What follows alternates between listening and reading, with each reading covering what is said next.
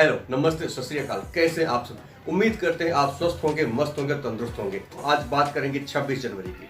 26 जनवरी एक ऐसा सेलिब्रेशन है, एक ऐसा फेस्टिवल है जिसे पूरा देश पूरे जोश और जुनून के साथ मनाता है। आप सबको तो ये पता ही है कि हम 26 जनवरी 1950 से मनाना शुरू किया है, लेकिन इसके अलावा भी बहुत सारे ऐसे तथ्य हैं जो आप तक नहीं पहुंच पाए हैं।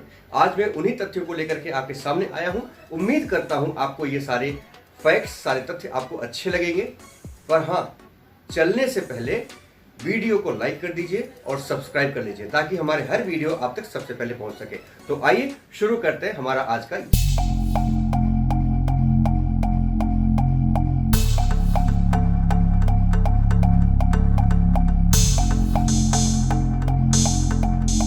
सोचा है कि हम 26 जनवरी को ही गणतंत्र दिवस या रिपब्लिक डे क्यों सेलिब्रेट करते हैं?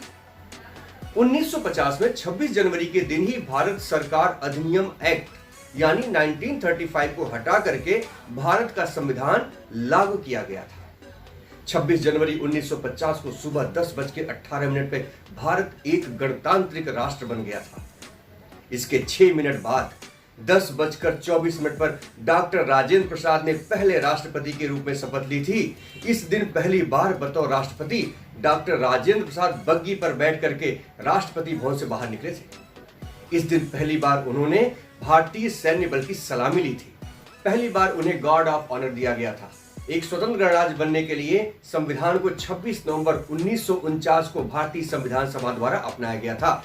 डॉक्टर अंबेडकर, जवाहरलाल नेहरू, डॉक्टर राजेंद्र प्रसाद, सरदार वल्लभ भाई पटेल, मौलाना अबुल कलाम आजाद आदि इसके प्रमुख सदस्य थे। डॉक्टर भीमराव अंबेडकर के नेतृत्व में हमारे देश का संविधान लिखा गया, जिसे लिखने में पूरे 2 साल 11 महीने और 18 दिन लगे थे। कई सुधार और बदलाव के बाद 308 सदस्यों ने 24 जनवरी 1950 को संविधान की 2 हस्तलिखित कापियों पर हस्ताक्षर किए। इसके 2 दिन बाद संविधान यानी 26 जनवरी को ये संपूर्ण देश में लागू हो गया। ये हिंदुस्तान को समर्पित कर दिया गया। 26 जनवरी का महत्व बनाए रखने के लिए इसी दिन संविधान निर्मात्री सभा यानी कॉन्स्टिट्यूएंट ऑफ असेंबली द्वारा इसे स्वीकृति प्रदान करके भारत के गणतंत्र स्वरूप को मान्यता प्रदान की गई। मैं आपको ये बताना चाहूंगा कि पूर्ण स्वराज दिवस यानी 26 जनवरी 1930 को ध्यान में रखते हुए भारतीय संविधान को 26 जनवरी को ही लागू किया गया था।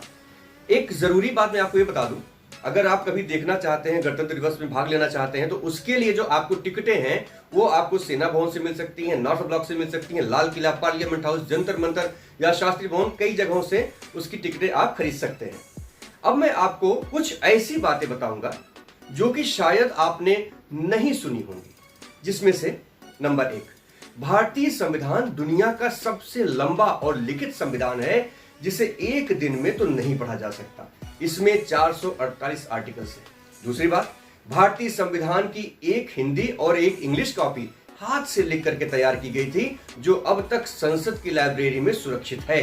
तीसरी बात, भारत का सिद्धांत सत्यमेव जयते ये अथर्ववेद से लिया गया है, जिसे पहली बार 1911 में आबिद अली ने ट्रांसलेट किया था। चौथी बात, पूर्ण स्वराज दिवस 26 जनवरी 1930 को ध्यान में रखते हुए भारतीय संविधान को 26 जनवरी को लागू किया गया था तथा भारतीय संविधान 26 जनवरी 1930 को लागू हुआ। 21 तोपों की सलामी राष्ट्रगान की शुरुआत से शुरू होती है और 52 सेकंड के राष्ट्रगान के साथ ही पूरी सलामी खत्म हो जाती है। भारतीय सेना की 7 तोपों द्वारा ये सलामी दी जाती है। प्रत्येक तोप से 3 राउंड फायरिंग होती है और ये सारी तोपें सन 1941 में बनी। क्या आप जानते हैं, गुरु रविंद्रनाथ टैगोर ने भारत का जो राष्ट्रगान लिखा था वो पहले बंगाली में लिखा था, बाद में उसका हिंदी में अनुवाद किया गया, ट्रांसलेशन किया गया। पहली बार राष्ट्रगान 27 दिसंबर 1911 को कांग्रेस की एक मीटिंग में गाया गया था। जब गणतंत्र दिवस का मौका होता है तभी भारत रत्न, परमवीर चक्र, अशोक चक्र और कीर्ति चक्र जैसे सम्माननीय पुरस्कार प्रदान किए जाते हैं। 26 जनवरी 1965 को ही हिंदी को राष्ट्रीय भाषा का दर्जा मिला था। गणतंत्र दिवस की पहली परेड मेजर ध्यानचंद स्टेडियम में आयोजित हुई थी, जिसमें 15,000 लोगों ने हिस्सा लिया था। 1955 में पहली बार राजपथ पर जब परेड हुई थी तो उसमें पाकिस्तान के पहले गवर्नर जनरल मलिक गुलाम मोहम्मद ने चीफ गेस्ट के बतौर अपनी उपस्थिति दर्ज कराई थी। हमारे हर अंक आपको कुछ नई जानकारी जरूर देंगे। उम्मीद करता हूं कि आप हमेशा हमारे साथ यूं बने रहेंगे। बने रहने के लिए सब्सक्राइब कर लीजिए ताकि हमारा हर वीडियो आप तक पहुंचता रहे। अगले वीडियो फिर आपसे मुलाकात होगी, तब तक के लिए जय हिंद।